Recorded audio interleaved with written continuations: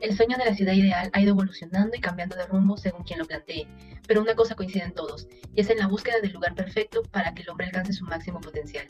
Desde la literatura, la historia, hasta la arquitectura, en el camino que recorre la búsqueda de este territorio inexplorado, pero anhelado por los hombres. Muchos de los filósofos, arquitectos, políticos o artistas que se han atrevido a soñar con estas urbes utópicas en las que el ser humano pudiera encontrar no solo la felicidad, sino también la inspiración para realizarse. El contexto social y económico tiene mucho que ver al momento de proyectar esta ciudad tan deseada, pues todos buscan responder a las crisis según sus distintas épocas, ya sea un desorden político, una guerra o una crisis ambiental. Incluso el deseo de querer algo mejor para el futuro familiar es lo que inspira su creación. Lamentablemente, la mayoría de estos proyectos tan fantásticos solo podemos encontrarlos en papel o escritos, pues nunca llegaron a realizarse por ser avanzados a su tiempo. En la búsqueda de darle solución a los problemas de sus diversas épocas, muchos pensadores llegaron a la conclusión del planteamiento de un lugar ideal que responda a los conflictos de la comunidad.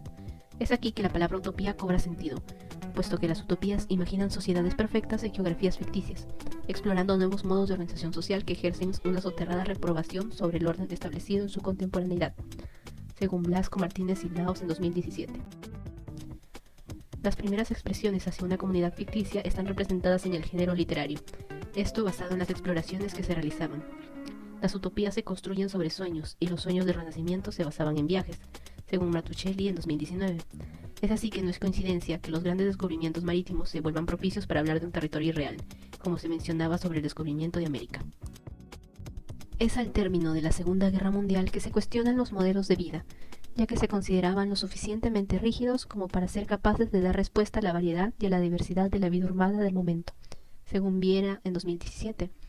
Es más adelante, en la década de los 60, que se plantean nuevas estrategias, puesto que acontecimientos como el inicio de la carrera espacial o el gran crecimiento de la población tuvieron su repercusión en la forma de resolver las dificultades de la época.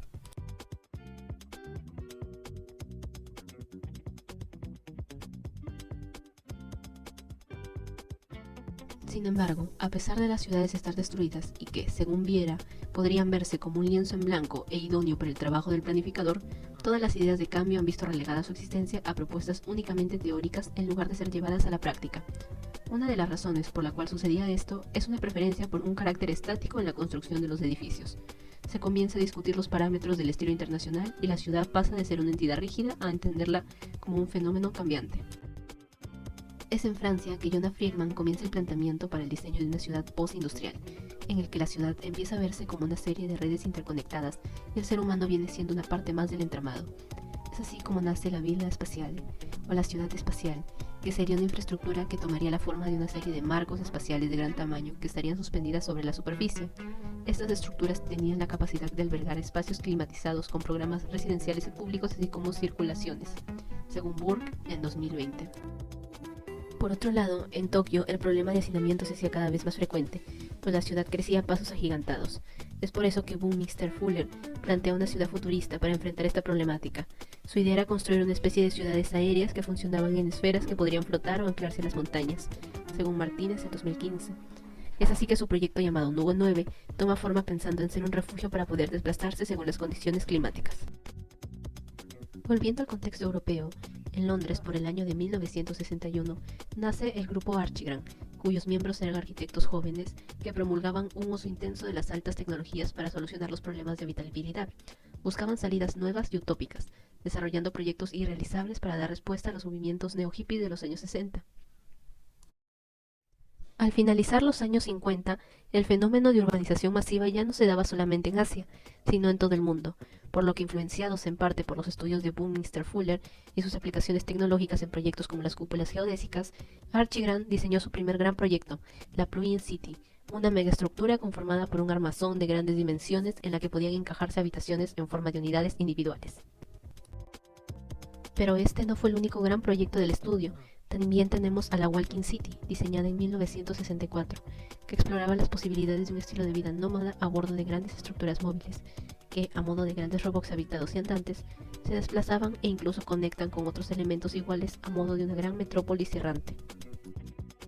Debemos hacer un paréntesis para hablar de un importante no arquitecto que se preocupó por el rumbo que tomaban las ciudades de los 60, Walt Disney.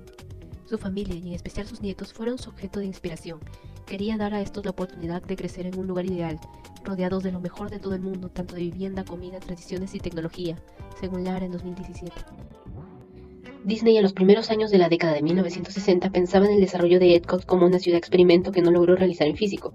De hecho, la principal motivación que tuvo Disney para construir y centrar todas sus energías en Walt Disney World era tener un sitio en donde construir más adelante su ciudad soñada, Epcot Center, según Barona. Epcot tenía la capacidad de 20.000 habitantes y se visualizaba como un banco de pruebas para la organización de la ciudad.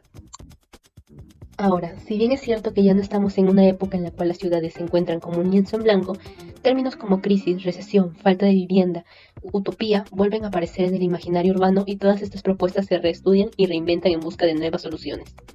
Es en pleno siglo XXI que el objetivo consiste no tanto en promover utopías imposibles, ultrautopías, sino en recrear utopías posibles, las eco-utopías, que transformen morfológicamente el centro de las ciudades desplegando un implacable mecanismo de renovación por disposición, las cuales respondan a los desafíos globales actuales, como el más preocupante, el desorden medioambiental. En conclusión, podemos decir que las primeras expresiones sobre utopías urbanistas se ven reflejadas en las exploraciones hacia otros continentes. Esto ha quedado grabado en el género literario como evidencia. Es así que no es coincidencia que los viajes marítimos se vuelvan principios para hablar de un territorio irreal, como lo es el caso del descubrimiento de América. El término de la Segunda Guerra Mundial da el inicio en la búsqueda de querer resolver las problemáticas de la época. Es por ello que el término de utopía comienza a tomar fuerza a partir de los años 60 ante la rápida urbanización. No solo los arquitectos pueden proyectar, como se ha logrado observar en el empresario Walt Disney, quien logró proyectar una ciudad futurista en sus últimos años de vida inspirado en las oportunidades que quería ofrecerle a sus familiares.